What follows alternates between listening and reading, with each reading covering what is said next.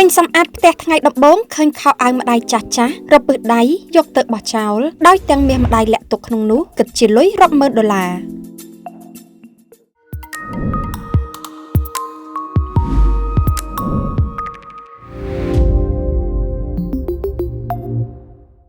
ខណៈពិធីបុណ្យចូលឆ្នាំចិនកាន់តែខិតចូលមកដល់ម្នាក់ប្រកាសជាចាប់ផ្ដើមរៀបចំសម្អាតផ្ទះជាបណ្ដាតែបើសិនជាសម្អាតមិនពិនិត្យឲ្យដិតដល់ច្បាស់ជាសួយធំដូចជាករណីរបស់នារីម្នាក់នេះហើយដែលបោះចោលខោអាវចាស់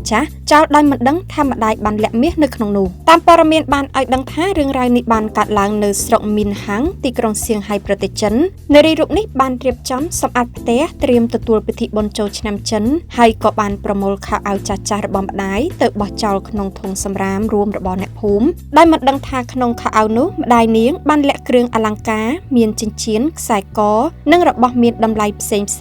សរុបជាទឹកប្រាក់ចំនួន1សែនយួនឬស្មើនឹង 1.4 ម៉ឺនដុល្លារលុះម្ដាយនាងមកសួររកខោអាវទើបនាងដឹងថាមានរបស់មានតម្លៃនៅក្នុងខោអាវចាស់ទាំងនោះយ៉ាងណាមិញនាងក៏បានប្រញាប់ប្តឹងប៉ូលីសឲ្យជួយរកប៉ូលីសក៏ស៊ើបដឹងថាមានស្ត្រីចំណាស់ទុរគតម្នាក់បានយកកញ្ចប់គ្រឿងអលង្ការនោះចេញពីធុងសម្រាមតែមិនដឹងថាវាជារបស់មានតម្លៃនោះទេដោយស្មានថាជាគ្រឿងអលង្ការធម្មតាដល់ឡែកនៅពេលដែលដឹងថាវត្ថុទាំងនេះជារបស់មានតម្លៃស្ត្រីចំណាស់រូបនោះក៏បានប្រគល់គ្រឿងអលង្ការឲ្យទៅម្ចាស់ដើមវិញដោយមិនស្ទាក់ស្ទើរនោះឡើយទោះជាយ៉ាងណានេះជាមេរៀនមួយសម្រាប់គ្រួសារនេះដើម្បីថ្ងៃក្រោយមានការប្រុងប្រយ័ត្នកាន់តែខ្ពស់ក្នុងការទុកដាក់ទ្រព្យសម្បត្តិមានតម្លៃ